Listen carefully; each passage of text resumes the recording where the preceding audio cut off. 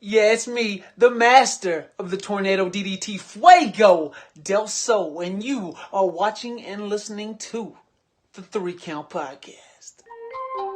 Hit him with a 3 count. Pin him to the ground and the crowd go wild, man down, know what y'all like. Hit him with a 3 count. On the top row, crowd already know how. Welcome everybody to another edition. This is like a special edition, actually, of the 3 Count Podcast. Normally we have a debate show on Sundays, but this isn't being recorded on a Sunday. This is actually just for you guys. So, what is going on today with our special? Well, we have a guest. Let's bring this man in right away. You guys see him on TikTok. You guys know you can find him on IG. You can find him on Twitter. You can find this man everywhere, dude. He's so lit. So let's give it up for the man himself. He is known as Alex Vato Loco. What's going on? What's going on? Pleasure to be on the podcast, big dog. Pretty hyped. You hyped me up to the max with that intro. Much appreciated. Hey, it's crazy, man, because like I know like we are friends like on TikTok and we talk a lot, like just debating on different subjects and stuff like that. So when I saw this opportunity to talk about something kind of like this, because this list that we're going to talk about, so if you guys don't know, the 50 greatest WWE tag team list, we're going to be talking about teams that made the list, teams that didn't make the list, teams that probably shouldn't have been on the list, just kind of all around topics.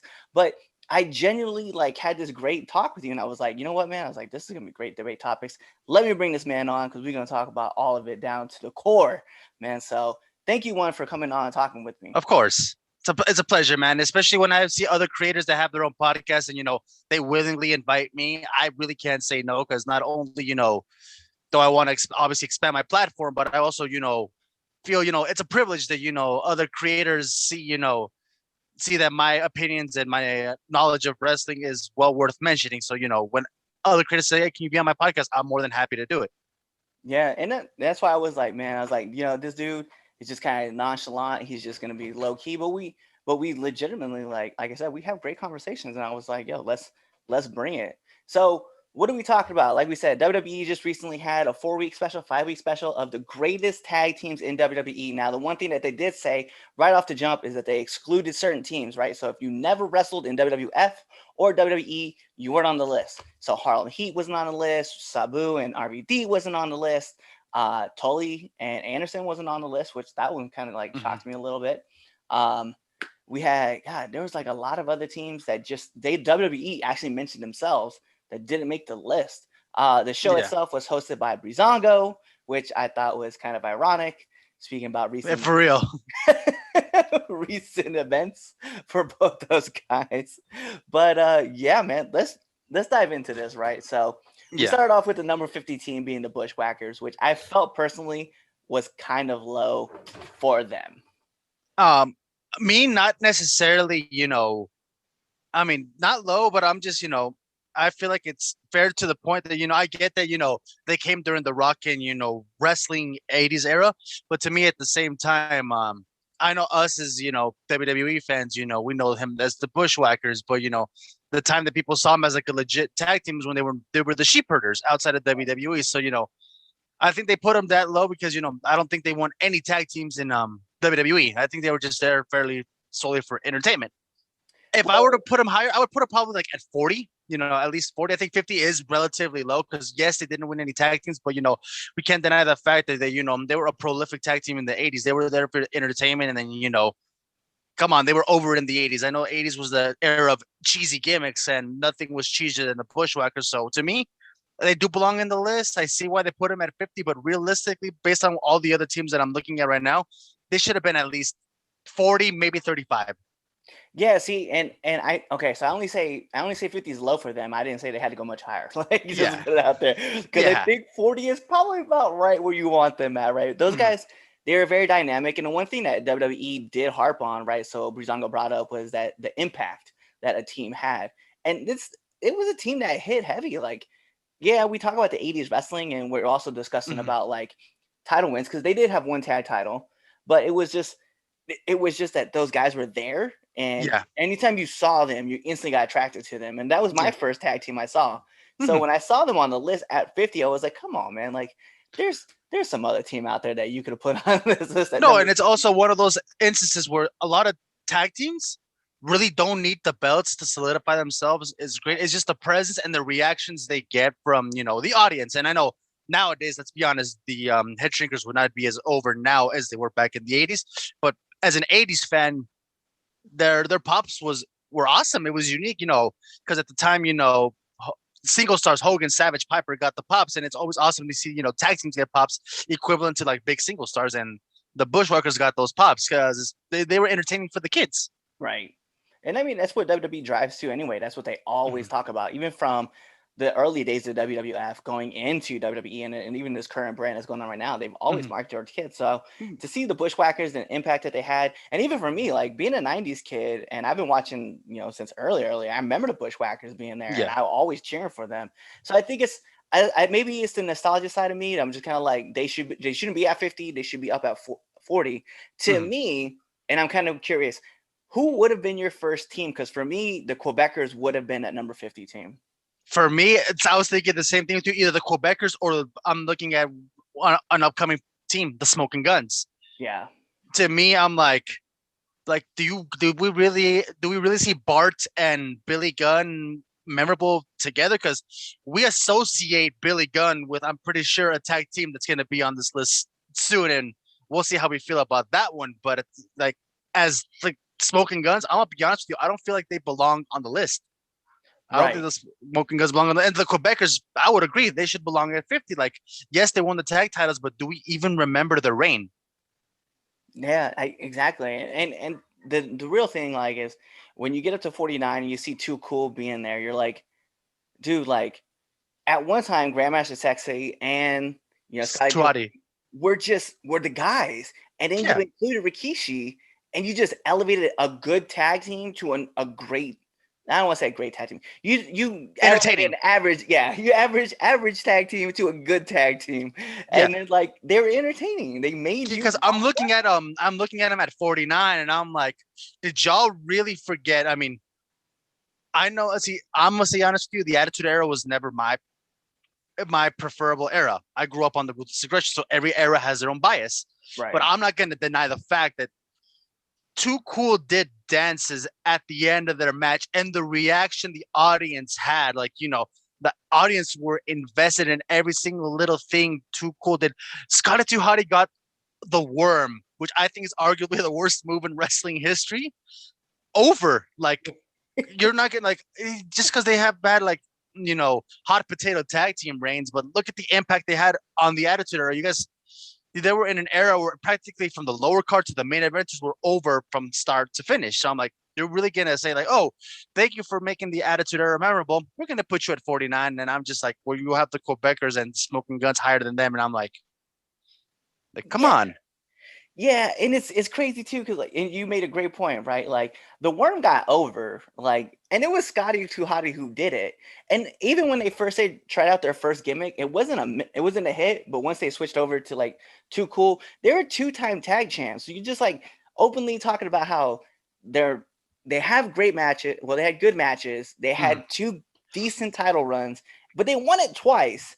And you mean to tell me that you're going to be like, you know what? Their impact wasn't that big. I'm like, stop it, man. So we both agreed that probably 50 should have been the Quebecers. And for me, I think Too Cool actually, and I'll ask you too, like, I think Too Cool belongs probably in the lower 30s, not really in the 40, not in that 40 market. I think in the 30, 39. in the 30 round. So yeah, between 30 and 40 and 39, I feel like it's a fair assumption to put, Too Cool there. I mean, yeah, and they're not. I don't think they're a top 20 caliber tag team based on this list, but they don't belong in the bottom 40s at all. I don't see them belonging in the bottom 40s. No, I don't. And I think, and like, and we could be real, right? WWE put this out there because they needed name grabbers right off the jump. So yes, obviously, if you start off this list with, hey, number 50 is the Quebecers, people are going to be like, oh, who?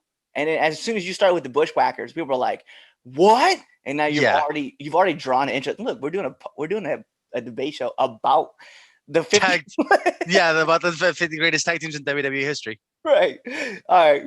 So we both agree Quebecers probably down to 50. Smoking Guns as well. They're at 47, man. They should actually be further down too. To me, I don't feel like they don't belong on the list. To be honest with you, I feel like they generally don't belong on the list because I know they have probably 1 or 2 tag title reigns, but no one associates Billy Gunn with the Smoking Guns. We know who they affiliate with them, and like we said earlier, we're going to talk about that tag team down the line. Whereas them, I'm like, they don't belong on that list. Yeah, you're on point with that. If you could, okay, so we will acknowledge some teams that weren't on this list that probably should. And two of mine that I've pretty much made known, like all over TikTok, was the Headbangers and the Revival. Now, I feel like part of it is WWE just being petty because they didn't want to put the Revivals on there because obviously like FTR is like really big over on AEW. But the Headbangers is still like a team like people remember and they still talk about now. In fact, when I bring up the Headbangers, I always talk about the video games, right? Because I don't know if you remember or not, but when you put Mosh or Thrash in a chokehold or in like a naked choke, they legitimately go, they're like, oh yeah, I forgot this doesn't hurt. Like they break the wall with it. So I think about the Headbangers all the time. And then you brought that team back for a reason, for a short stint, let's be real. But you brought them back. So why would you not have them on this list? Them too. And then another tag team that I feel like, probably belongs more than them because I feel like they were a little bit more memorable was the Colones, Carlito and Primo. Yeah. I feel like Carlito and Primo did have more of an impact than obviously the Smoking Guns. I feel like, they had a more memorable tag team name. They were the first ever unified WWE tag team, champions. Or hell, the Heart Dynasty. I don't know why. I don't know if the Heart Dynasty is on the list, but I think the Heart Dynasty should have, been on there as well. Yeah. And what's crazy though is that another team that I was just thinking about, and as boring as they were, they had a pretty lengthy run was Otunga and Michael McGillicuddy or, Curtis Axel. But Nexus had a pretty decent run with the titles. No, they did. For a long time. Or another one just for giggles, as much as ridiculous as they were, William Regal and Eugene. Yes. They were entertaining. They were so good. Them or Hurricane and Rosie, God rest his soul. Oh my God. See, that's another one. The superhero. Well, 3-minute warning. Like 3-minute warning would have been one too. Like I said, the Smoking Guns, I'm like they are the butt of the joke of what our people consider the worst era in WWE, which is the new generation era, where literally everything was a job profession or over the top gimmick. So I don't like, for me, the Smoking Guns, I'm like, why are you guys on here? Yeah. So Strike Force is at 46, and I'm going to be honest, like, it's not a team that I'm very familiar with. So when I had to look up who were the members, and it's Rick Martel and Tito Santana. And I'm like, I know Tito Santana. I know the model Rick Martel. But I'm like, do I really know them as a tag team? Says I know their other gimmicks. I know Tito Santana. Everyone templates as Tito Santana as the original white meat baby face, where the person that has never turned heel his entire career. And Rick Martel, we know him as this narcissist pretty boy, and I'm just like, I forget that they were a tag team. Yeah. So to me, that's another team that to me doesn't really belong on the list. Right, and that's why I was like, you know what? If 46 is where you're gonna have them, okay, I guess. Yeah. We move up. We have the Head Shrinkers, right? Which I was like, I don't agree with that one, but maybe a little higher on the list. It is a little bit higher, but like a lot of these teams, like a lot of these teams are way ahead of my time. So yeah. So some of them I'm just obviously I obviously know Rikishi was in the team, but I'm like, other than that, I'm not fully familiar with them, if I'm being honest with you. Right. And then so this is the team that really like, so there's these next three teams, I legit like hit the wall. Like I was driving my car, like listening to this, and I almost lost my shit in the car. So we're going to start off with 44 with Kane and Xbox. I was like, I don't understand how you rate this team so low with the impact that they had. Because among teams in the Attitude Era, I feel like Kane and Xbox were one of those teams that like were in the upper echelons of that debate. Not just that, but they were also, I feel like, the first genuine, popular makeshift tag team where two people that have no similarities at all whatsoever were just clustered together and boom. And I'm just like, bro, like people remember Kane and Xbox, bro. It's like that was kind of the precursor, to Team Hell No, which it's on that list where, two wrestlers that are complete opposites join forces and become a tag team. So Kane and Xbox, I'm just like, why are you guys so low? Right. I never understood. So the next team on the list is Evolution. Which we know it's Batista and Ric Flair. Yeah, and they specifically pointed out Batista and Ric Flair, and I was like, why are those guys in the early 40s? So we're talking number 43 is Evolution. I was like, no. I was like, that team alone, just the name itself, Evolution, at least cracks top 30. And we're talking maybe 27-ish, 28. Yeah, taking a little peek of who are in the top 20s, and Oh yeah, there are two teams they could replace right off the bat already, and I'm gonna name them. They can replace the Blackjacks. They're an older for me, and then Nikolai Volkov and Shiki Baby, where I'm just like they were better as singles wrestlers. yeah. And that's what I was looking. I was like, dang man, that's crazy. Eminem was another team that is next, is number 42. I was shocked to see Eminem at 42. I was like, that's not a thing that, they're a 3-time tag champs, like. And they're considered one of the best tag teams of the Ruthless Aggression era. Right. And I was like, and that's how you introduce them. You put them right there at right there at 42. Yeah. In front of Evolution at that. I know. For me, I agree that they belong above Evolution, because to me, when I think of Evolution, I don't just think of Flair and Batista. Mm-hmm. I think of the whole echelon, all the 4 core members. So seeing them and like that, they aren't as high as a lot of people perceive them to be, because when you think of like I said, when you think of Evolution, you don't think of just Flair and Batista. You think about the whole group. Like another tag team that that's on the list, that when you think of as a duo, I see them as a trio, and it's not the New Day. It's another team that's on the list of just like Evolution, where you see them all as the whole package, not just a fraction of them. So I see why they put them low, but I don't think they deserve to be that low. Right. Yeah. So that was crazy. 41 being the Nasty Boys. I was a fan of the Nasty Boys back in the 90s. Mm-hmm. I didn't think that they belonged very high on this list. I thought where they kind of placed them was about fair. Yeah. If worst case, 40, probably sitting about right with them. Yeah. It is what it is. But at 40 though was rated RKO, which I was definitely not feeling that one. I was like, I was surprised, but not really surprised, because they were a cool tag team, but their tenure as a tag team was so short that we didn't get a fully invested in them. So I understand why they're so low. Ignore all the accolades that Orton and Edge had when they were in rated RKO. As a tag team, they were awesome, they were cool, but they weren't as super impactful. And at least in my perspective, I love rated RKO, but to me, they're not in the caliber as impactful as obviously New Age Outlaws, Dudley Boys, Edge and Christian, etc., etc. They were just there for one reason and one reason only, and that was to mess around and ruin DX. right. But as far as accolades and reigns, you're just like, they only had one World Tag Team title reign, ended relatively quickly, and you're just like, after that they just split up right out of the blue, and you never got to fully taste or invest in rated RKO. So I understand, based on the accolades and impact they had as a tag team, why they're so low, but it does still hurt me at the same time. Yeah. I definitely agree with that one. Moving up, so we're in the 30s now, guys. So number 39 is Paul London and Brian Kendrick, and I thought this was kind of cheap on WWE, because it is.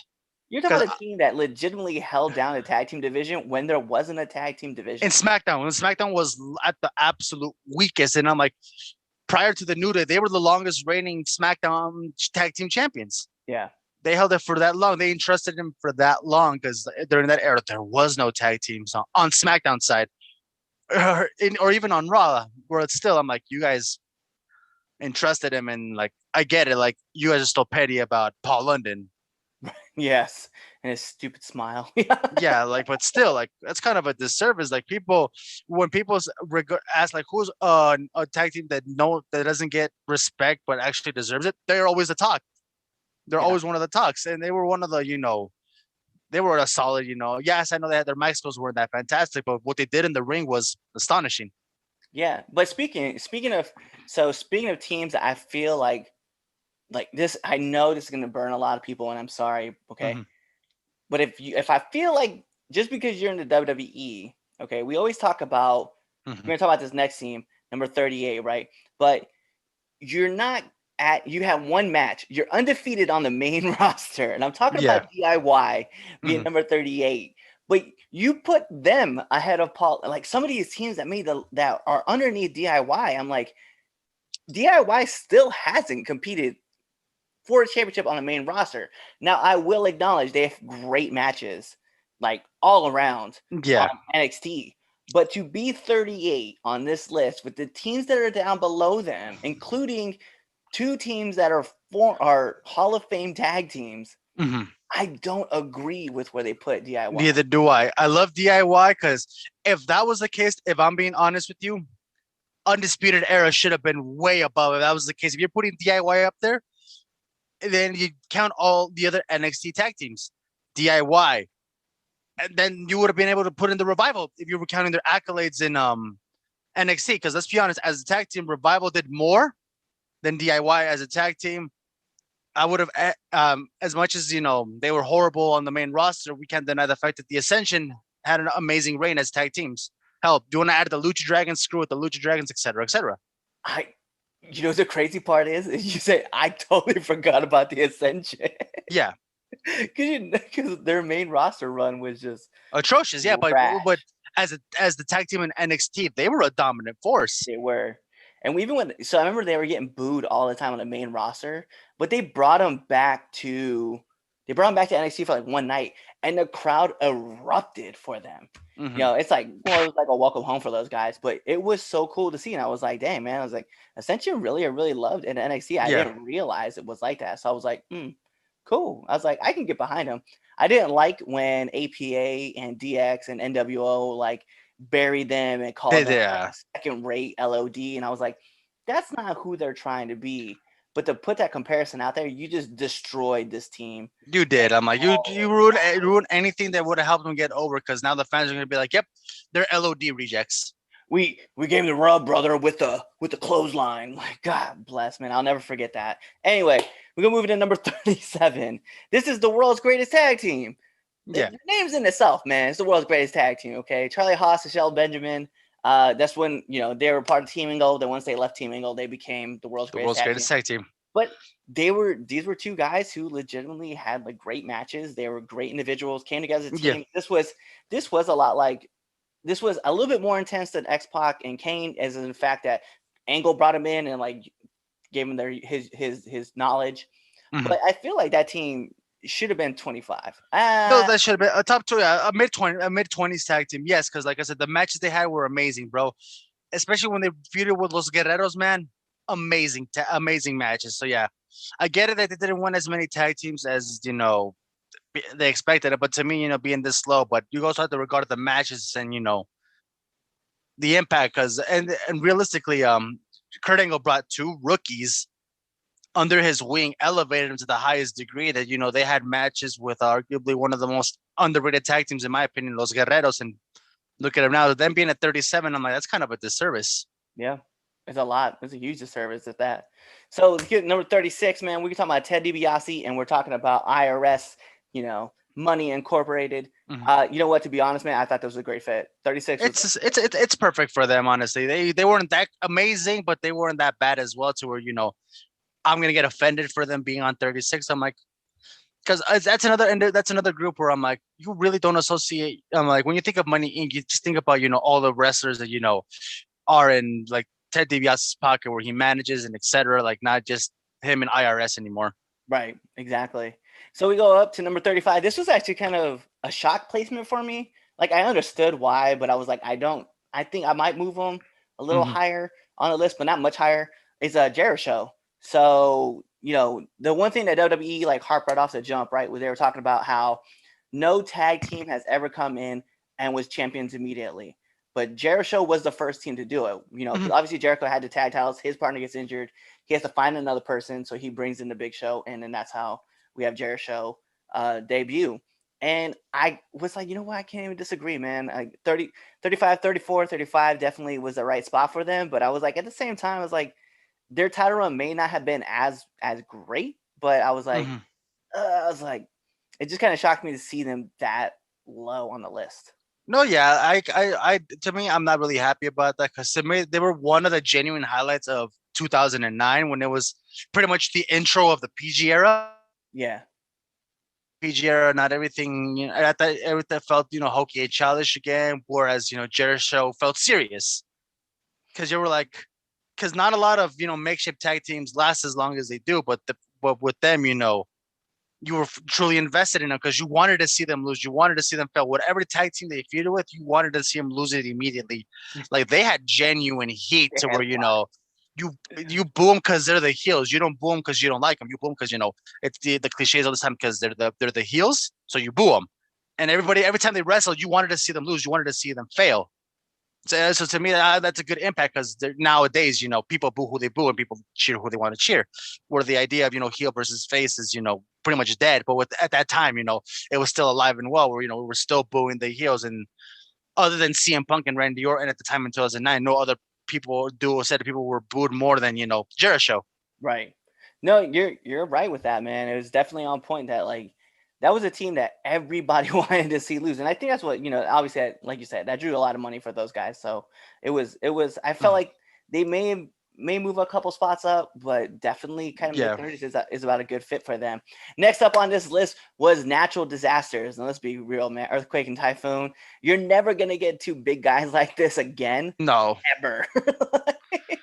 To me, if I'm being completely honest with you, I feel like they should have been lower. I get it. They were two gargantuan titans, but did they really have anything memorable about them other than being two huge dudes paired together where we turned tugboat into typhoon and then earthquake is earthquake, and I'm just like, did we really, like, to me they should have been in the lower 40s or not even at the list at all, if I'm being honest. I know WWE wanted to make a list exclusively with their tag teams throughout their history.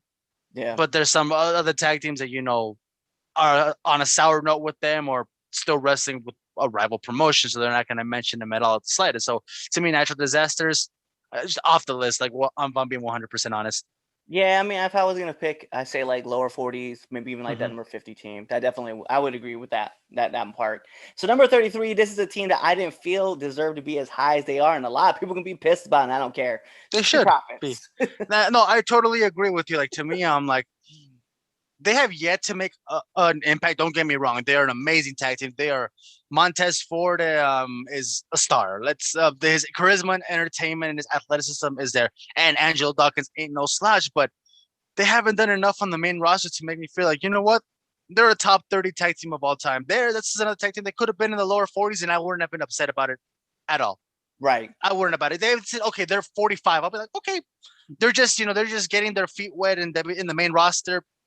Oh, let's see what they'll be in the next 5-10 years after this list.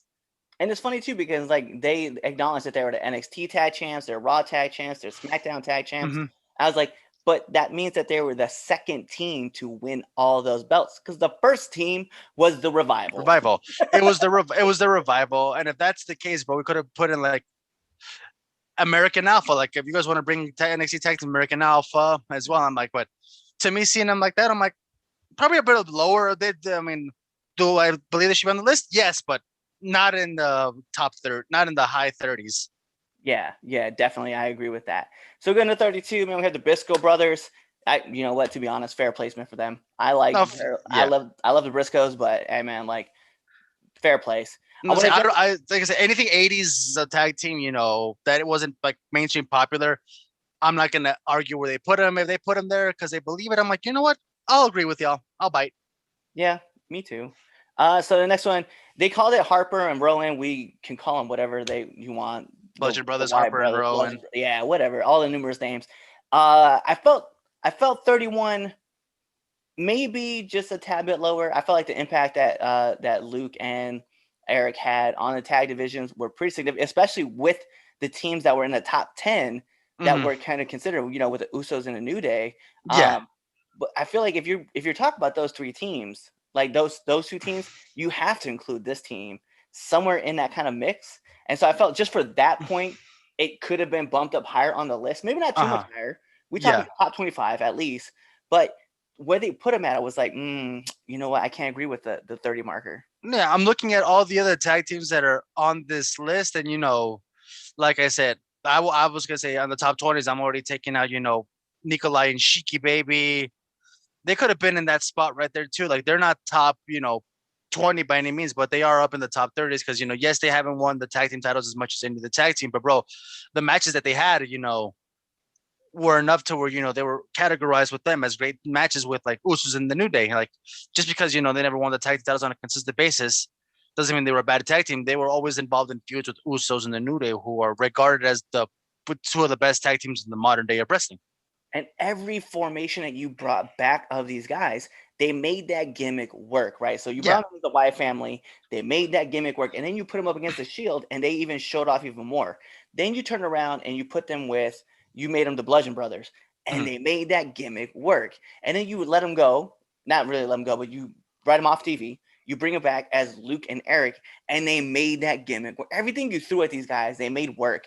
And you put them in championship rounds. Like you understood that the money was being made with those guys. So I definitely, that's why I was like, I think, 21, 20, maybe even in the teens, that's where I felt like that team belonged. Mm-hmm. So we're gonna jump into number 30, which actually was Owen Hart and British Bulldog. And to be real, me being a product and a 90s kid, I was definitely not with this. I was like, this is a top 15 team at worst. Let's say for me, I've always regarded Owen Hart as the better Hart. I've always seen it that way, and no one's ever going to change my perspective. And I see why they put him at that 30 spot, because I'm looking at all the other tag teams, and I'm gonna be honest with you, I feel like a couple of these tag teams had a way more bigger impact than them. But as far as 30 is concerned, I would move them up a little higher because they were still a solid tag team. Because I don't know if they're counting this when when it was Bret Hart's heel run, or when they just decided just to put Owen and Bulldog together. Them as individuals, we know they are stellar stars. Yeah, but as a tag team goes, I'm like, I agree but disagree at the same time, because I want to add their individual accolades into there, because I'm looking at the list right now. Please tell me that. Okay, because another team that Bulldog was in is on this list, and I agree with the placement they gave him. So as far as Bulldog and Owen, I feel like this was the better makeshift tag team out of all of them. Or if anything, I would have put Owen and Yokozuna, because I feel like they were a better tag team than Owen and Bulldog. Yeah, I can understand that. We go to 29. We have Miz and Morrison, which I thought was kind of cool that they mentioned that they had broken up for over 10 years. And then when they got back together, they just like instantly hit the ground running again. Like they had missed a beat. And I like the team, but honestly, I like the placement. So I couldn't even argue 29. Neither could I, because I'm like, come on, they were a highly entertaining tag team, because let's be honest, they were really entertaining. Like you got to the point where they were getting cheered later on because, they were that good and entertaining. So the placement is fair. I understand why they put them there. So we're going to move into number 28, which I think is an unfair placement, and I'm going to tell you why. You don't need to tell me, bro. I know. I look at the list right now. I don't know why they have the bar at 28. I honestly don't know. Well, here's my thing. If you're going to call them the bar, that means they're the bar, right? This team at least should be 25 and above. Why? Because that's a halfway point. Like you've got to be. No, it is. And the matches they've had with other tag teams, you can't deny that for the fact. You can't deny that for the fact, because Cesaro, arguably pound for pound, and one of the most underrated and solid workers of the time. And Sheamus ain't no slouch. I don't know why people hate on Sheamus when Sheamus isn't a slouch in the slightest. He's not a bad wrestler. I've never seen Sheamus as a bad wrestler. I've never had anything negative to say about him either. So when I'm them at the bar, I thought they were a fairly entertaining tag team. And I feel like at 28, I'm like, really, man? I'm like, we're gonna forget the matches they had with the Usos, the Shield, the New Day. I'm like, we're really gonna forget those matches. Those matches were stellar. They were amazing. Yeah. And that's why I was like, and to me, I was like, if you put them at 28, they're no longer the bar. They're sub the bar. Yeah, if you put them at 25, they would have been the bar. That's it. Then at that point, like, I'm not arguing with you. Like, all right, that's a fair assessment, because every other, and they had multiple title runs. Like at that point, like they cannot be your 28 team. And that's why when they put 27 for team, mind you, let's call this out. Kane is on this list 3 times. With this next one too, with Team Hell No. Hell No. Oh Team my! Hell No, I love Team Hell No. I know all the Daniel Bryan fans are gonna get mad at me. They are very generous to put him at 27. Like absolutely generous. Like I said, Miz and Morrison, I'm sorry, should be over Team Hell No. The Bar, obviously. Evolution, Eminem should be above Yeah, them. I agree. Kendrick and London should be above Team Hell No. I know Team Hell No, was for comedy, giggles, and it was entertaining. It was fun, but at the same time, I'm just like, the Bar at what, 6-7 time tag team champions? Yes. And this is how you think. And Cesaro alone has more tag team accolades because he has one with Tyson Kidd, and the rest were with Sheamus. Yeah, and then another one with Nakamura. I'm like, come on, man! Like Cesaro, is a solid tag team, guys. Like, and you're putting him at 28 when like the joke was right there. Like you said, 25 should have been the spot. And then, and my next, and you already told you multiple times how I feel about Nikolai Volkov and Shiki at 26. I'm just like, I get it, Volkov and Shiki, baby, absolute legends. But I'm like, do we remember them as tag? I know we remember them as tag teams, but do we remember them as tag team champions? We just saw them as like foreign heel voids for any typical American superhero babyface. Yep, that's about it. And I think that team alone should probably be down like in the lower 30s. Like, I remember watching their run. Like, I didn't watch them live. I just remember watching highlights of like their runs and stuff like that. And their matches were always pretty solid because they're great workers. But like you said, I know them individually. I never knew them as a tag team. So exactly. I was like, I can't agree with this. 25 for like the top. It hurts me because for you. This is personal for me. I know everyone on TikTok that follows me knows that I am one, or some people see me as the biggest Eddie Guerrero fan on pro wrestling TikTok, because the love and admiration I have for him is astonishing. Like I mentioned multiple times, not only in-ring wise, but personally, he's made a cultural impact on my life. 25, to me, they're a top 20. I'm never going to put him as a top 10 because even as an Eddie Guerrero fan, I can be a realist. Right. To me, I know to me, at least in my heart, they're a top 20 tag team. So, seeing them 5 points below, it stings, but I'm okay that they are the middle ground for for the greatest tag teams of all time in WWE history. But the problem is that they're not the Bar. I know they are not the Bar. Well, but according to the list, they are the Bar because they were amazing in the ring. The chemistry they had together was unparalleled, and the charisma they had and the characters they had, were entertaining. So I can see why they put them as the middle ground for tag teams. Yeah, but I'll be real, man. Like for me, I thought breaking top 20, at least getting to 18, because I don't. The team that's at 18, I don't believe should be at 18. Like, neither do I. I know they had significant. I know the impact they had, but I don't agree with that placement. Wait until you hear what I have to say about number 17. All right, well, let's jump into 24. So 24 is the APA. APA. This is a team that I felt was like, you know what? That's not a good spot for them either. I was like, no, it's not. They're a top 20 because look at the again with same thing with Too Cool, man. The gimmick they were given was so overly entertaining. Like they have to add into that for qualification, like a lot of Attitude Era tag teams, like, I'm gonna be honest with you, with Attitude Era tag teams, excluding, the big three, Edge and Christian, Hardy Boys, and Dudley Boys, you gotta throw their tag team accolades out of the window because they were in an era where they hot potatoed the shit out of the tag titles in the Attitude Era. But you gotta see the impact they had with the audience and how over they were as performers and entertainers, because Too Cool and APA, completely different gimmick tag teams. Whatever antics they did blew the roof off the place. Like, you have to add that into consideration. And then, dude, Bradshaw and Farouk pick beefy hosses that, could genuinely kick your ass in real life. Or powerhouses that, when you saw their matches, bro, you were genuinely afraid of the opponent's life because you're like, oh my God, Farouk or Bradshaw could kill them easily. Dude, we had Just Incredible on the show, and we talked to him like about a bunch of different subjects. And one that he brought up was like, the night that they went over on SmackDown against APA. So X Factor, which didn't make the list also. That's another team. Just personal bias. X Factor now on this. Anyway, so Just Incredible was telling me about the time that APA had to put them over on SmackDown. And he's like, and I've worked them before individually and worked them in tag teams. Whenever they had to go over, it was a nice light day. Things might have hurt, but they didn't hurt as bad. He said, but whenever they had to put us over, they beat the dog shit out of us. And I'm like, yeah, I was like, that is a legit. Those are two guys at that time. I would be like, you know what? I don't want to touch either one of those guys. I don't want to take this punishment. Yeah. So yeah, so we're gonna jump number 23, the Blackjacks.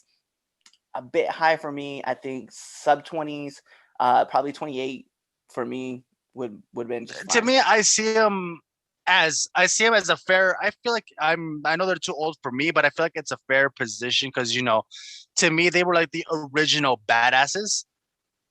Like these badass. Maybe if we were talking about all time wrestling tag teams, I could see them being in that position because if you see the accolades in the NWA and WCW, we could cohesively agree that they were better out there.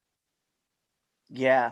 And but here I can see where you're coming from. Put him in like 20 and still in the 20s, but not the high 20s. So if so I agree with you on there. We can lower him down, but as far as being in the 20s, I feel like they deserve it because during the 70s and the 80s, it was all about big, burly, badass men, and we cannot deny the fact that the Blackjacks were these burly, badass men. Yeah, no, you make a strong point with that. Okay, so we're gonna jump into 22. I think this one that shocked a lot of people, the Shield, being at 22. I honestly think it's fair. Yeah.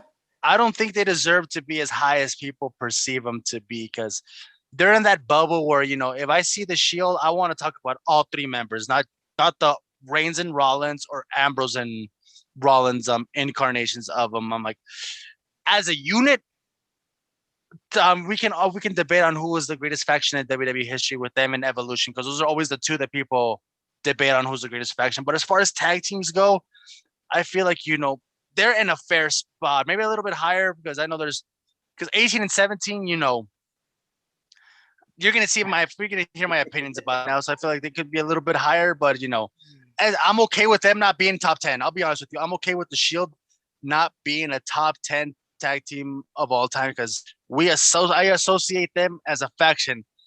And 21 is coming next, and I'm gonna piss off a lot of Attitude Era fans with my statement. Okay, well, for me, I think the Shield top 15, at least top 15 is where I think the Shield should sit. And I say this because they had great runs as tag teams, and they did a lot of great. Yeah, they did. So I felt like they should have. Yeah, but at the same time with the Shield though, it's same thing with Evolution's case. Like I don't think they deserve to be in the 40s, but they're in that same bubble as the Shield. Like, do we really associate with the Shield with just Reigns and Rollins or just Ambrose and Rollins? No, we associate the whole bubble and incarnation. Yeah. Like once you see a fraction of that gone, you're like, it is, but it really isn't. So when I hear the Shield, I don't see the tag team. I think of the faction. Right. And when you bring up like greatest faction, I'm definitely gonna have to argue with people who talk about the Shield and I'm being a guy that I was there through all these incarnations of like DX and Evolution and the Shield. I had to put out there the Shield I think is the greatest faction because all three of their members were Grand Slam champions. That's kind of all you need. Yeah. No. Well, to me, I always personally think that Evolution was the greatest faction of all time because you accumulate all the world titles combined together with every single one. All of them together have 50 world titles combined with them. So I'm just like, that's my claim with them, where I'm like, Evolution and the Shield will always be back and forth with the greatest WWE faction of all time, with DX right underneath them. Yeah. And speaking of DX, number 21. DX is 21. I will be honest with you, but they much like the Shield, I can see them being a top 15 tag team, but they're in that same bubble too. Like, do we really associate them with just Shawn Michaels and Triple H? Because like I'm pretty sure you grew up in the Attitude Era, right? Yeah. So when you think of DX, you think of Triple H, X-Pac, Road Dogg, Billy Gunn, China, God rest his soul. You think of those five people, or the earlier incarnations, you think of just China, Triple H, and Shawn Michaels. You think of those people. When you think of the duo of Shawn Michaels and Triple H, you think of the cheesy dad version of DX. Yep. And that's the era that I liked. I'm not gonna lie. The cheesy dad. Yeah, because like as much as I'm a fan of like the second incarnation of DX, it was that Mhm. first version that set the staple of like what everything was going to be done. No, And like yeah, and I understand, but to me, even though I never grew up in the Attitude Era, to me, I feel like the best version was, when Triple H was the leader, because yeah, that's the one they invaded WCW, they did all that hoopla, and then the third incarnation when it was pretty much dad mode. yeah, that third version, I don't really watch that. I don't Yeah, that and recognize that and one. then when they reunited again, I'm just like like when people say like, oh, they're the greatest tag team, like, so you want to say that the dad versions of Triple H and Shawn Michaels belong in the top 10, 15 categories. So to me, I feel like this is a generous spot for them as 21. Because if this was greatest factions of all time and you put DX at 21, then I would be upset as hell for Yeah, you putting them as low. But as far as the tag team goes, they were really nice and generous to put them up there because yes, I I know once you hear DX, you think realistically, I think of the second incarnation. I think of every single member there. Whereas right. other people, the like old school fans, the first incarnation when it was just the three. Like those are Yeah, the two incarnations people always think of, and no people want to forget about the dad versions unless you're a kid, and obviously you prefer that version and grew up. See, I grew up with dad mode, Triple H and Shawn Michaels, but studying and all that stuff, reading about all the knowledge, I'm like, nope, the second incarnation was to me the best. yeah. See, for me, it was the first, and the reason why the first became like the ground for me, right? I grew up in Mhm. like all of that stuff happening. So when they were when they're reading word for word what USA had sent them, I Mhm. was there watching that live. When they disrobed live on Raw and they're wearing the Santa hats like as Mhm. like thongs, I was there for that. When Sergeant Slaughter came out and started talking to him, and they put on the face visors, and then they put on the little windshield wiper clips, I was there for that. So like to Yeah, me, like I have these memories of, that whole incident or all those incidents, plus the Mike Tyson incident that happened on the show, yeah, Stone Cold.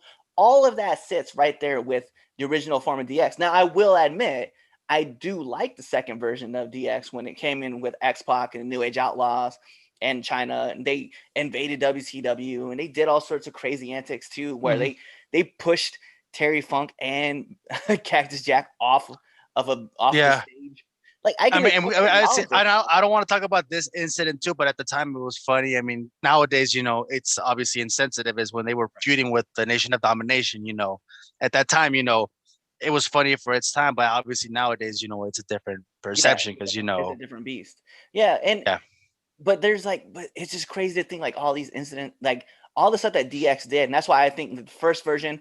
Yeah, and I agree with you. Top 15, maybe not top 10, but definitely top 15. Probably sitting actually like in the 12th spot to me. So I just have to be honest. yeah. And there's another NXT tag team here for number 20. They actually did put him up here. Right. So number 20 is the Undisputed Era. And I'm just going to go off a limb and just say, I know they're 3-time NXT champions. That don't mean nothing to me at Neither do all. me too. At Until yeah, because all. this is for WWE history. Like I get, well, I think one of them was like the longest reigning NXT Tag Team Champions. I think they did surpass the Ascension. Yeah. Maybe I am wrong, maybe I'm not, but still 3-time NXT Tag Team Champions. I mean, one of them probably being the longest reigning.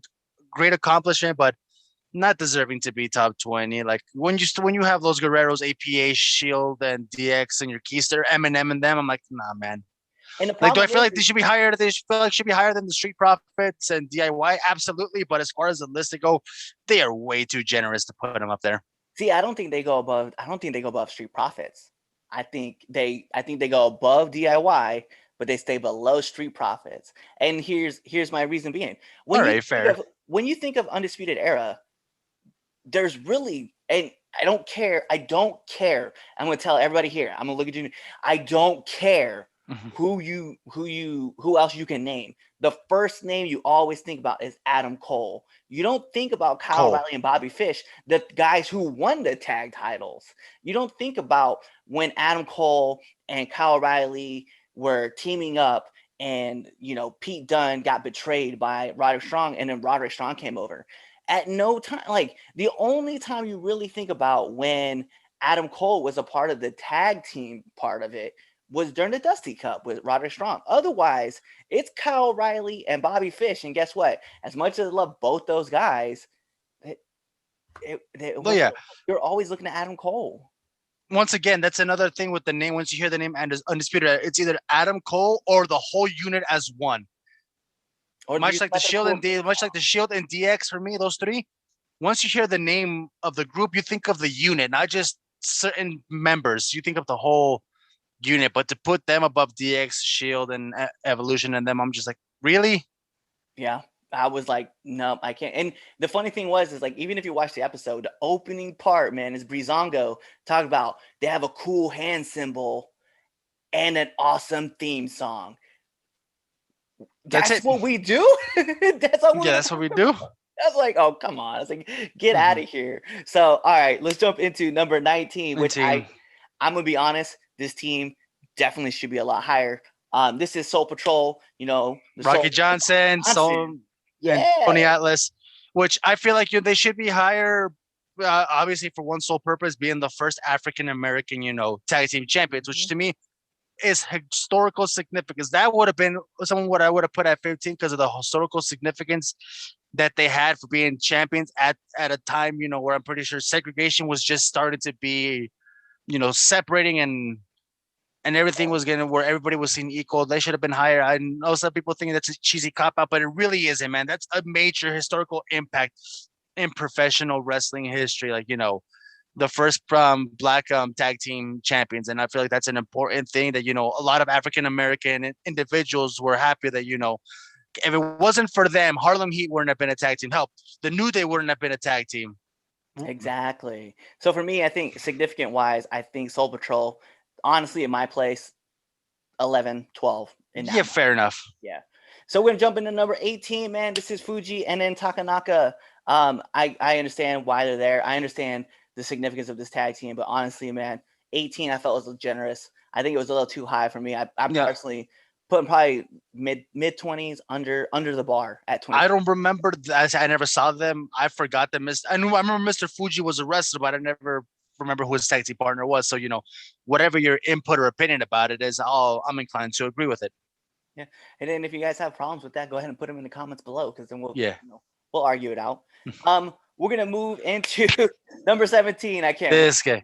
It is the Steiner Brothers. So let's talk about it, man. I will say this now. If this was all-time wrestling tag teams, I would have agreed to put the Steiner Brothers higher. But I'm going to say this to a lot of people. And you can comment on the below and get mad at me all you want. What memorable things did the Steiner Brothers do in WWE?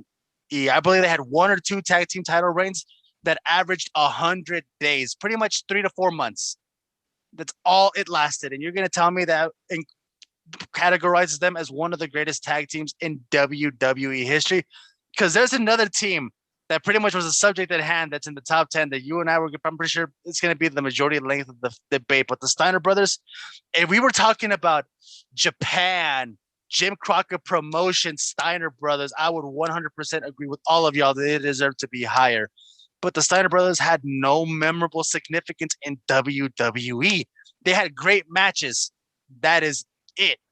Other than that, no one really remembers what the Steiner Brothers did or what they were known for in WWE. WCW, New Japan, anywhere else, yes, like 100% badasses. But in WWE, I'm just like, y'all are just doing that for like clout now. You don't want to put that there for like those old school fans, like, they deserve to be higher. In WWE's history, they are very generous to put the Steiner Brothers at top 17. Yeah, no, I'm inclined to agree, because I think for me, like I know their stuff they did in New Japan. I know their Survivor Series match that they had at WWF in Survivor Series, but I remember them in WCW when they were facing the Outsiders. Like, that's where I remember a lot of their stuff prior to Scott turning on Rick. That was the significance. I remember how much I wanted to see the Steiners win in a tag team match against the Outsiders, because of a team that didn't make this list because they never competed in WWF. Yeah. The Outsiders, man, like, that was significant to me. So for me with WWE, when it comes to WWF, I'm like, I don't remember a lot of stuff that you guys did. So I can't agree. I get the significance. I get the team that they were doing things for the size that they were, because everybody used to refer to them as like just hippos, because they were just as big as They were just as big round as they were tall, and they were cut.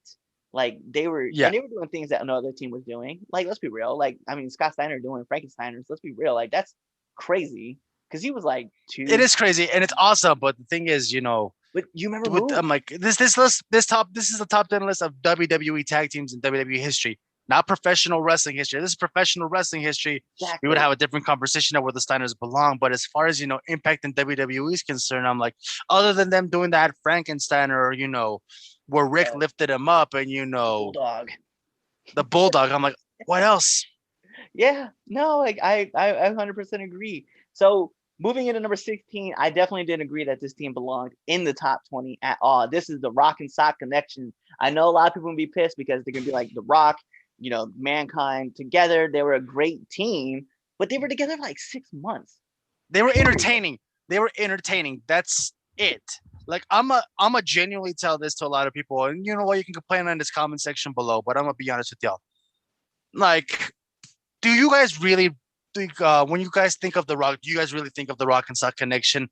When you guys think of Mick Foley, do you guys really think about the Rock and Sock connection? No, the Rock. You think about his multitude of catchphrases. Mick Foley.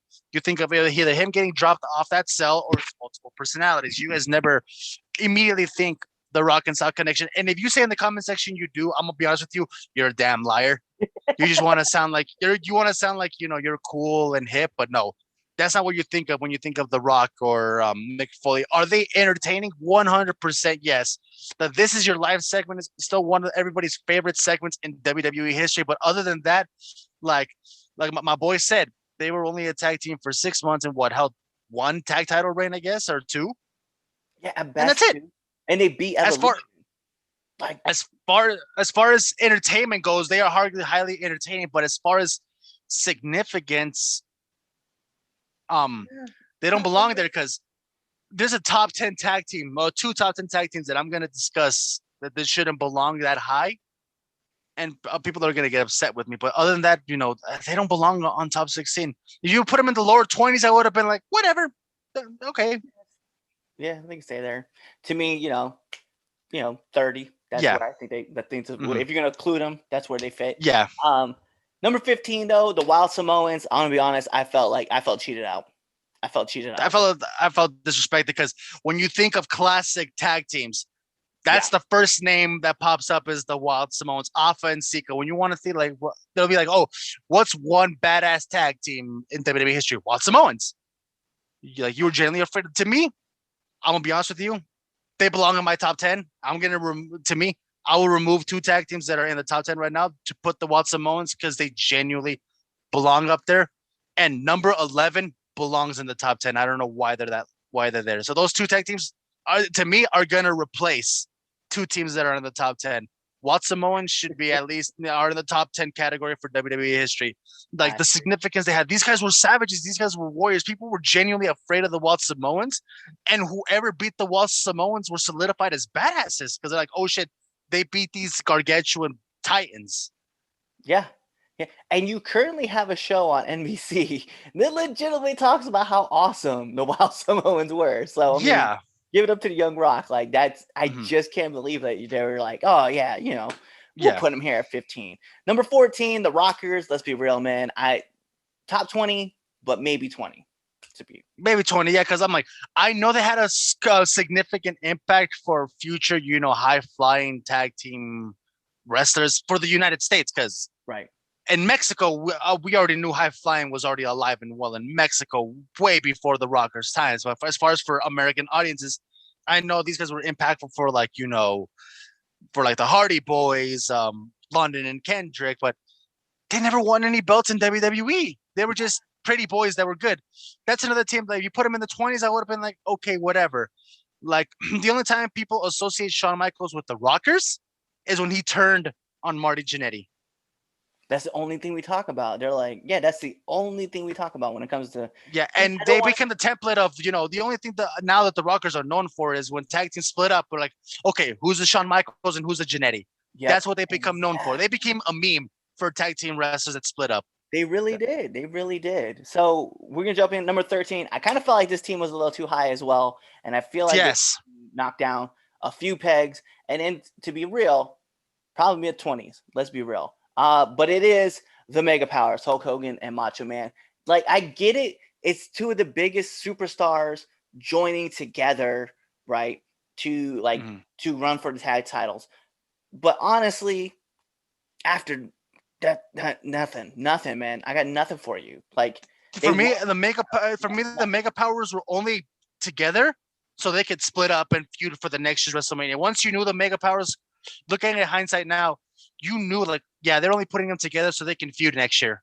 Like, they weren't meant to be a tag team. They were only meant to be there to feud with each other. Like, we're going to put them on for a year so they can feud afterwards. So to me, Mega Powers, you guys are way generous, because I'm going to be honest with you. Despite how you feel about Hulk Hogan, and I know a lot of people feel how they feel about Hulk Hogan. He's the biggest star of all time in professional wrestling, and Macho Man, God rest his soul, ain't no slouch either. But the only time when you think of the Mega Powers is when they implode or when they joined. Like, the moment they joined and the moment they broke up is all you'll remember about. You guys don't have anything memorable to mention in between. Nope. Right. That's right. And then, and yeah, the Miss Elizabeth angle, like Hogan, like all crying and stuff about it. Like, that's it. This really, I'm sorry, man, but that's not significant enough to me to say, hey, you belong in the top 15. So I can't be with that.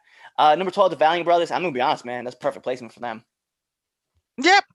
I mean, I don't know much about, but I know enough to where I'm like, yep, they fit there. So we're gonna move into number 11, and this was the one that I'm gonna be honest too. Like, I was kind of like, you guys did them dirty. Demolition. Oh yeah, number 11. Axe and Smash. You mean to tell me that they belong at number 11? Come on, man. They're a top 10 team. To be real, you can even argue them in the top 5. I don't understand how you were just like, yeah, no. Yeah, Demolition. Right where they are. The original longest reigning tag teams in WWE history before the New Day broke the record. You are really gonna do these men a disservice. Like, come on. Yeah. To me, they belong in the top 10. Like I said, I already told you that the Wild Samoans and Demolition belong in my top 10. Like, now that we're in the top 10s, I'm gonna start removing them, because one of the teams that I'm gonna remove is coming up real close. So let's get into number 10, the British Bulldogs. Yes. I love the British Bulldogs. Again, it's a team I think just sits outside of top 10 though. I don't think they're in the top 10. To me, I think they're in the perfect spot at number 10. Like, exactly at 10, because the other teams that I have, I feel like, don't belong on that list. I mean, to me, I feel like they're perfect at 10. Like, 10, because above them, I would honestly put, the next team that I would switch off for the next number 9, I would put switch them off with the Wild Samoans. And a lot of fans are going to get upset with me. Yeah, let's be real. Let's not play around. Number 9, the Brothers of Destruction. Nope. Honestly, way too high. No, they do not belong there. Let me be real. I get it, right? Taker, Kane, two brothers who just dominated tag division. But the problem is that they were so dominant that there was nobody around to give them that great classic feud. Not just that, but I'm gonna be honest with you. The Brothers of Destruction were never a cohesive tag team.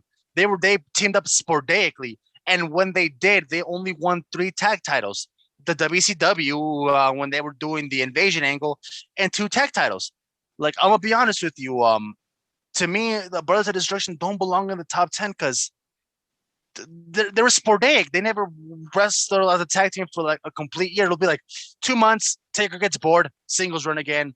Oh, hey, Kane, you want a tag team? Like, yeah, sure, let's do it. I felt like, they were off and on to where, and let's also be honest, The Undertaker. Do we really associate The Undertaker with the Brothers of Destruction? We say the streak.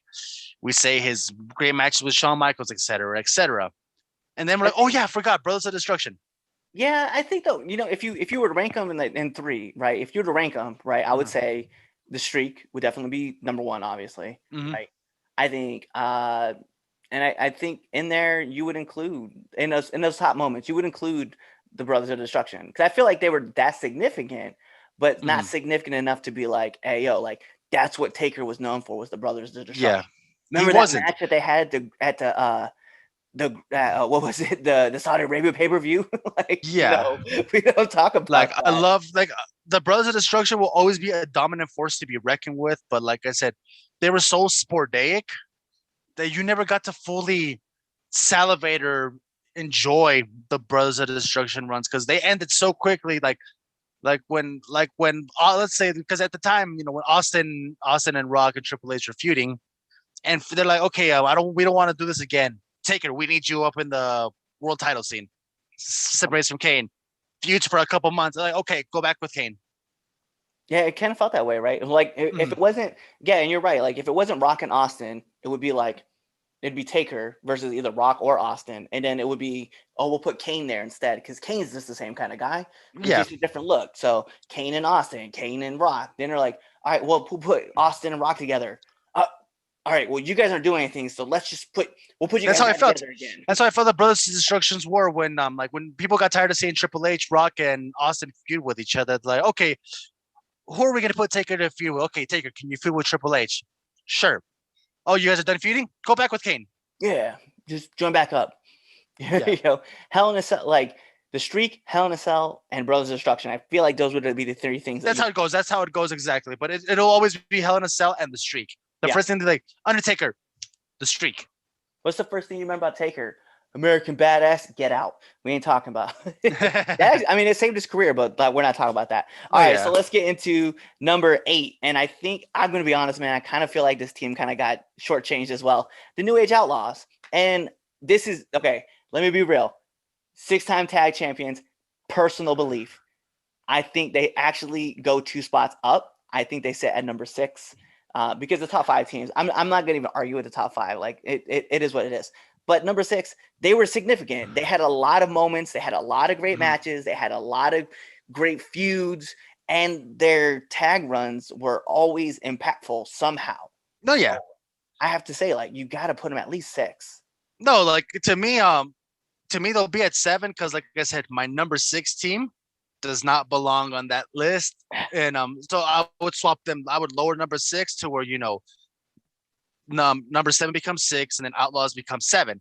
Because as far as top 7 goes, I feel like no one can argue that those are the top 7 tag teams of WWE history. Between the top 5 and then Usos and Outlaws. Because to me, I feel like number 7. Let's get out of the back. Number 7 are the Usos. To me, they're the most interchangeable. Where you can have so many arguments to who's better than the other that honestly no one is wrong. Because I feel like they have so much parallels where they're multiple-time tag team champions. They've had hell of a great matches. They had perfect transformations in their careers where, they were getting stale and boring, where, it was rockabilly, and then, the roadie transformed into the New Age Outlaws. And then the Usos became these Samoan happy warriors to, who they are now. I feel like they have so many parallels and the accolades are so similar. And then, the matches they had and then they had were so memorable to where, you're not wrong in who you intertwine between the Outlaws and the Usos. I feel like, whoever you put them on the list is fair. As long as, it's like you said, like the top 7. Actually, so I'm going to take that. I'm going to take what I said back about the top 5, and I'm going to argue about this, right? The Usos are a top 5 team, and I'll tell you who they replace. And everybody's going to be pissed. I don't care, okay? They're interchangeable at this point. The Hart Foundation goes down. And I'll tell you this. Okay. Every inclination of the Usos has gotten over with everybody, okay? So whether they jumped in and they were the heels beating up the new Hart Foundation, and they had like the weird like dread things, like the Umaga style that they were repping for a while, and then they changed to like this whole Samoan warrior type, and they were just like beasts, and they were real, in the words of Austin Creed, showmen. And then they changed to this day one-ish, and they were heels, but they were so good at heels that they got over as a face. Every inclination of the Usos. When we talk about tag teams, if you don't tell me the Usos are in the top 3, you're wrong. And here's why. When you talk about the length of the tag team, right? They've never split, right? And you're talking about teams that have the Shield. They're, people talk about them being great. The New Day, people talk about them being great. But the Usos have been doing this longer than some of those teams, like even the New Day. And whenever you talk about it, you talk about their matches with them. So when you talk about the Bar, you talk about the New Hart Foundation, you talk about the New Age Outlaws, you talk about their runs against the New Day. Like, you're always talking about the Usos. And it's like to be real, they are the bar to show that you're an elite team. And Yes. every team above them right now could be argued about it, but I don't agree with the Hart Foundation. So I would take them out of my top 5, put in the Usos at 3, and then go with the rest. See, number 6, and this is pretty much, I think, the catalyst of what started this podcast. The Legion of Doom, the Road Warriors. I'm going to say this because obviously I don't have enough time to say it on my podcast. For everyone that mentions the Road Warriors as the greatest tag team, if we're talking about in history, I will be inclined to agree as the greatest tag team in professional wrestling history. But in WWE's history is concerned, please comment down below. I implore you. Tell me, besides that stupid puppet Rocco, when Sonny became their new manager and them doing storylines with Hawk's addiction and SummerSlam 1991, where Hawk was pilled out, drugged out. I don't know what the hell was wrong with him. God rest his soul. What else do we remember about the Road Warriors in WWE? Not professional wrestling, WWE alone. Also, the only thing people mention, like, oh, the Road Warriors when they had that stupid puppet, or when they were making fun of, Hawk's addiction, or why the fuck was Sonny with them. That's all people remember about with the Legion of Doom in WWE. Because if you guys look back when they were in Japan and Jim Crockett Promotions, bro, that Road Warrior team was night and day compared to who we had in WWE. They were night and day different. So to me, they don't belong in the top 10 for WWE. That's where I would remove them. That's where I would put the Outlaws at 6, Usos at 5, because I agree with you removing the Hart Foundation. Hart Foundation is still top 10 for me, but they're not number 3. So I said it like very openly. I'm a LOD fanatic. I've been riding with LOD when I was just from the days I saw them, like at the beginning in 91, all the way up until, even in their time at TNA, like I was paying attention to them. So for me, I agree that LOD is not this number 6 team. They're just not. But they are in the top 10. And I say because of significance, right? So whether it was LOD 2000, LOD in New Japan, we can't include that, right? But I can include LOD and LOD 2000. For me, like one of my favorite matches of all time, and this is on pure, and I gotta be pure bias about it, was the match that they put their careers on the line against the Godwins on Raw and won the tag titles. And to me, it was like one of the coolest things I had ever seen. And I was like, yo, I'm very much a fan. So for me, my heart always sits with the Road Warriors because of it. Now, I do remember like the storyline with Draws. I didn't like that storyline. It was stupid. Even now, like looking back, I'm like, that was very, very wrong to do. I didn't like the Heidenreich animal story. I wasn't part of that. Wasn't with that. I didn't like. I loved. By the way, I loved LOD 2000. I know a lot of people out there don't. They're like, I didn't like that. I love the helmets. I love the shoulder pads. I love that they kind of changed things up. I love that they had Sonny, right? But as far as like everything else, like that match to me was significant. That's what really got me really interested in tag team matches. But otherwise, I'd still say top 10, not 6. No, I guess I'll still keep them in the top 10 because of the significance and the name value. But when people want to say that they were the greatest tag team in WWE history, I'm like, they aren't though. Like, if we're talking about specifically professional wrestling, you cannot argue with that statement. But as far as WWE's history, because like I said prior, WWE doesn't care what tag teams did outside of their bubble. Yeah.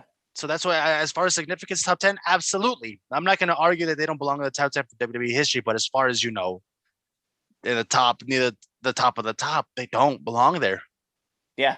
No, I agree. I 100% agree. And that's why I was like, I was like, you made strong points. And to me, like, and I said, like, that's my favorite. Like, if you were to see, like, who, and by the way, just let people know in context, we are coming out with a greatest tag team of all time tournament. We're going to be doing different eras, 80s, 90s, 2000s, 2010s, and we're in 2020s. We're going to talk about some teams too. And we're going to have a 64-man bracket. And guess what? The biased asshole in me is going to tell you LOD winning the tournament. But they might not. But to me, I think they're the greatest tag team of all time. So I'm not gonna tell you guys no. Anyway, we're gonna move up. We're gonna talk about the number 5 team, which I gotta be honest, man. I was looking at this too, and these next 5 teams, they're all interchangeable. I don't care what anybody says. But you have the Dudleys that start us off at number 5. They are, but to uh, Dudley boys. To me, at least to me, this is where my bias comes in. They're interchangeable with the New Day for number 1 and number 2. I feel like the Dudley Boys were more significant and impactful than Edge and Christian, and the Hardy Boys more to the pretty much all the tag team reigns are almost damn near the same between those 3. Yeah. But the difference is, I feel like the Dudley Boys had lengthier reigns than Edge and Christian and the Hardys, because the Hardy Boys, I did the math and the statistics, man, and they averaged like 3 weeks with the belt, and then they were done with them. They I love Edge and Christian, the Dudley Boys and the Hardy Boys, but they were at peak hot potato era of the tag team titles, because it always interchanged between those 3. Like, yes, I know they had multiple tag team title reigns, and that's great, impactful and all, but to me, they're not on the list for their title reigns, because I'm gonna be honest with you, when it comes to title reigns, they were lackluster because we never got to fully enjoy them, and at that time we didn't really care about the tag title reigns. We cared about the matches and what they did as units together, right? Because everything they did, was astonishing. The TLC matches, table matches, ladder matches, whatever they did when they were together, all 3 of them together, was magic. People don't remember the Hardy Boys, Edge and Christian, and the Dudleys, for the tag team title runs. They remember them for the matches and the moments they did all together. So to me, they're interchangeable, but I feel like the Dudleys are a little bit more higher because, at least some of their reigns felt more memorable and longer than the Hardy Boys and Edge and Christian. That's a fair point. I think for me, if I was the same thing, maybe the Hart Foundation moves to 5 and EC stays at 4. And then from there, top 3 is going to argue whoever you want to. I can agree with that. But I think what the part is too, and this is the part that really I'm gonna harp on this a lot, right? The Dudleys elevated each decade that they competed in. Every tag team that they competed in, they elevated. Because let's be real, when they came back to WWE the second time, right? And they were there, I want to say second. I think it's the second time. And Enzo Amore and Big Cass came out, right? Who was the team that they were feuding with right away? The Dudleys. Yeah, the team that was going to elevate them. And then remember, like, how cool it was to watch a heel version of the New Day get put through a table. Like, we generally watched the Dudley Boys elevate the tag division. Yeah. I was like, that doesn't make sense to have them at 5. I was like, I kind of want to see them a little higher. Yeah, because if we're going with professional wrestling, the Dudleys and Road Warriors will always be in debate between. It's always those 2, Dudleys and Road Warriors, to who's the greatest tag team of all time in all of wrestling, and those are the 2 pillars. Like, I feel like you said, the Dudleys are the pillar of what tag teams are supposed to be doing, especially when they became veterans. They didn't want the tag titles; they wanted to put new talent over. They knew that their prime was done in WWE. What they did in the 90s and the early 2000s, they did everything they had to do. Yeah. So moving into number 4, we have ENC. So Edge and Christian. Perfect spot for me. You think so? Honestly, I just said that too with you. Yeah, I genuinely believe it's a perfect spot for them. Like you said, everyone's always going to interchange Dudley's, Edge and Christian, and the Hardy Boys. But I feel like it's the perfect spot for them, because I'm gonna be honest with you. To me, Edge and Christian are nothing without the Hardys or the Dudleys. The Dudleys and the Hardys can work together on their own or with other tag teams. Yeah. To me, Edge and Christian, I genuinely believe they needed the Hardys and the Dudleys to elevate them to that upper echelon of, prolific tag teams. Because we can already, the Hardys had different feuds. The teams worked perfectly. Same thing with the Dudley Boys. But Edge and Christian, you always put them synonymous with those 2 different tag teams. Like, they need those 2 tag teams to elevate themselves. So I feel like 4 is a perfect spot for them. Yeah. I think the Hart Foundation rises a little too high. I think that being at number 3. I definitely like Brett and Jim Anvil Neidhart. I just think, and technically they were clean. Let's be real. Technically they were very clean. But the one thing about the Dudleys, Edge and Christian, the Hardys, and the New Day that they do is they can entertain the entire crowd with just cutting promos. And that's the only difference for me, because technically sound, if you would just be like, hey, who's the most technically sound team out of all these teams? I would say the Heart Foundation. But unfortunately, like, when it comes to title runs and title significance, I don't see them in that category. But I will include them in top 5. So that's why I think you will. So will I too, because like I said, I know now I've become notorious for being the quote unquote Bret Hart hater. And you brought up the reasons why I dislike Bret Hart. I never was fully entertained by his character or his mic skills. And you could only entertain me so much with your wrestling. Like, I want to see what you can do outside of the ring. I'm like, you can wrestle good all you want, but if you don't hype yourself up, like, am I really going to believe you at the end? I'm like, you are a top 5 tag team, but as far as the entertainment purposes, because a lot of people don't like to hear this, but in professional wrestling, it really isn't all. It's more about the entertainment and the building up of the match than the actual match. Because if you don't build up the match to the absolute degree, then what are the fans going to be looking forward to in the match? I'm like other wrestlers had to build up the Hart Foundation to, make sure that their matches were worth watching, because they weren't hyping themselves up or hyping up the match. It was their opponents that were just as more charismatic than they were. Yep. So moving into number 2, it's the Hardy Boys. Let's be real. They're interchangeable as far as like a top 3 team, like of all time, like in WWE. I don't know so much about all time. That's kind of maybe of all time, because they've won multiple titles outside of WWE. Yes, I could argue it, but I think it's a good spot. Number 2, they did elevate a tag division. They've elevated the tag division on 3 separate occasions. I will have to say that, because even their latest run in WWE, when they came in and they're at WrestleMania, that crowd was hot for them. Yep. They wanted the Hardys all day. And I remember like the night before, they were at Ring of Honor. They're at Ring of Honor. They dropped the titles to the Young Bucks.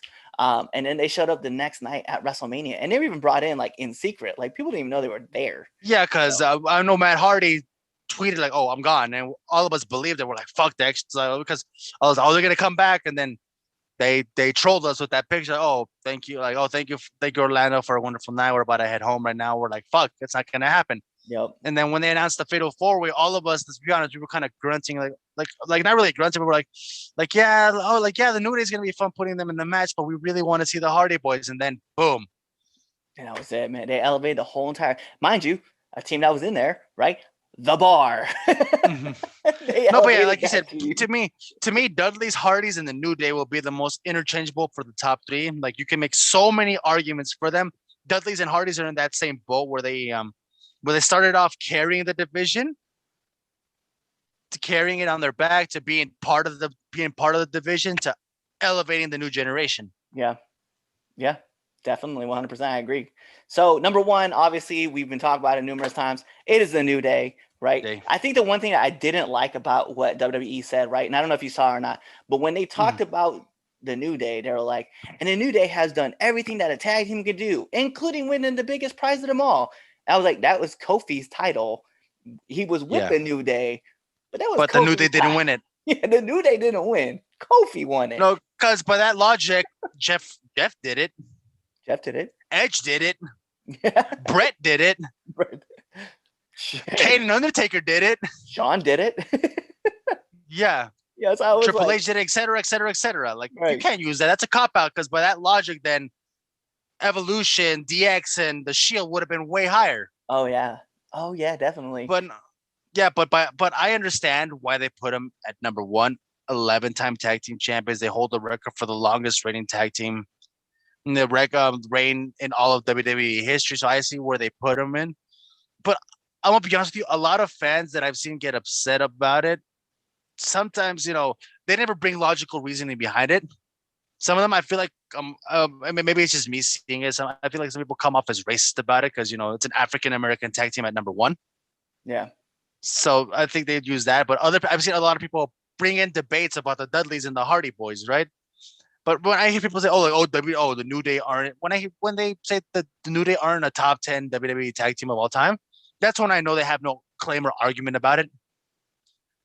And it bothers, I get it. A lot of these fans are old school fans, and they're old school. They believe that their old school teams were better than modern day tag teams. But they got to understand that prior to that, for Attitude Era fans, all the '80s fans shat on your tag teams, and then the Attitude Era fans shat on the Ruthless Aggression Era tag teams, and then et cetera, et cetera. Every generation is going to shit on one another's roster of wrestlers. Well, here's the thing that I tell people all the time, and I think people need to realize, the New Day is such a different team from what everybody else is, right? So like if you were to ask like, well, what is LOD? Well, LOD is a power team. That's what they do. They're very charismatic, but they're a power team. Like that's what they're meant to do. What about like the Usos? Well, the Usos are kind of like they're kind of a mix between like high flyers and like technical wrestlers. If you look at the New Day, they legitimately have 3 teams there, and they talk about it: Team Speed Force, Team Hybrid, Team Power. Like they know their teams, and there's because sets of teams that you got to compete against, and they're able to be interchangeable, so Yeah, they can 'cause- adapt to everybody's style. yeah, because you put Big E and Xavier, they're power. Mm-hmm. You put Kofi and Big E, they're hybrid. Right. Woods and Kofi are Strike Force. Yeah, and they just fit, and plus they're always entertaining. Like Yeah. they know how to capture a crowd. For God's sakes, Xavier Woods put his career on the line at WWE. If he couldn't get Kofi booed, he was gonna leave wrestling. And guess what? Yeah. He got Kofi Kingston booed. Mhm. Like, people didn't like Kofi for a short period. Like, Yeah, they were booing him because like you at the time you couldn't boo Kofi. Like it was hard for you to boo. You're like, what are you doing? Like we can't boo you. he was heel proof. And Because he was the Tito Santana where you couldn't, and Ricky Steamboat, you couldn't boo him. Mm-mm. And another thing too, like the fact that they bounced back from having this horrible preacher gimmick in 2014 to pretty much being the epitome of a pop culture. They were social media. Their pretty much gimmick is social media. Their gimmick is social media. They follow the trend. And they know what to do. They know everything. Like I remember the promo that they had with Enzo and Cass and John Cena when they were making fun of Kofi's shoes and talking about Pokemon, and like that whole promo was lit, like so much fun to like pay attention to. But it's like, and the rap battle. We can talk about the rap battle. Rap battle too.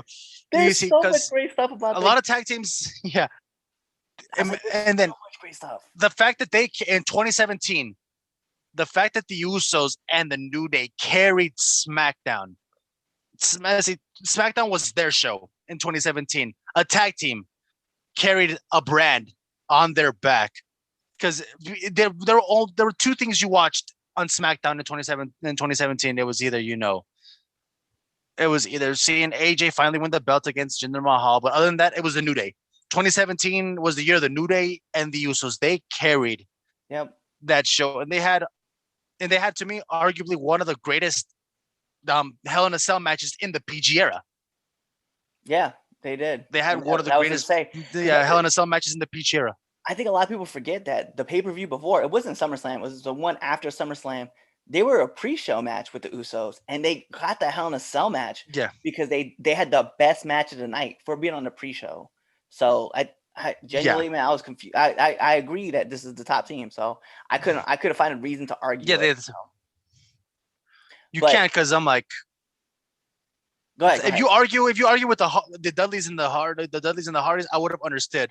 But when your argument is, they're not top 10 tag team purity because I said so, I'm like, give me some debates, bro. You're just gonna say just because, no one's gonna take you seriously. Like give me reasons why you think they deserve it. I'm like, they're one of the most entertaining tag teams of all time. We can agree with that. 11-time champions, man, longest reign. They carried a brand for a whole year on their back, where they came to the point where, like you said, they were a pre-show, and the freaking creative were like, we fucked up. We're gonna let you do whatever you want in that Hell in a Cell match. Blow us away, and we were blown away for the spots that they did, and show that that a tag team can carry a brand more than the world champion. Yep, it's so true. But that is our topic, man. That's what we were here to talk about. Was just the whole entire thing of the top 50 greatest tag teams. But Alex, my man, let everybody know where they can find you. Alrighty, ladies and gents, you guys can follow me on Instagram and TikTok with the same handle at Alex Vato Loco. You guys want to start following me on Twitter? It's Alex_Vato Loco, because someone sold the Vato Loco for me. So there we are on that. But you know what, Red Dog, I really appreciate you, brother, for having me on this podcast. I had great fun, insightful, informative. All of us having different perspectives about this list. Appreciate it, man. Anytime you want me to join, any more podcasts, hit me up, man. I'm more than happy. I had a great time on this show. Man, I appreciate it so much. And then you guys know what to do. This is the special edition of, the 3 Count Podcast Debate Show, because the rest of the team is out working. It's what they do. But we brought it to you with the top 50 WWE tag teams. And you guys know what to do. Tune into the next episode and be there, or you just wait till this outro and listen to another episode that we have coming up. Peace. What's going on, 3 Count Nation? I'm Clifford Red Dot Miller with the catchphrase. But what I really want to do right now, go to twitter.com, right? Go over there, find us at the 3count_pod, give us a follow, give us a like, give us a comment. We want to talk to you guys. Go to IG at the 3countpod, give us a like, give us a follow, leave us a comment. We want to interact with you. Go to youtube.com, give us a subscribe, turn the bell on, turn the notifications, leave a comment. We want to talk to you. Go to anchor.fm/the 3 Count Podcast, and in there, you can leave us a message, and we will talk to you. Basically, what I'm trying to tell you is that we want to talk to you. We want to have fun with you guys, and we love listening to what you guys have to say. Also, one thing I need you to do for me, the 3 Count Podcast also has merchandise. Oh! At prowrestlingtees.com/the 3 Count Pod. Please go buy our t-shirts. We love you guys, and we hope you love us too. So, show us some support, please.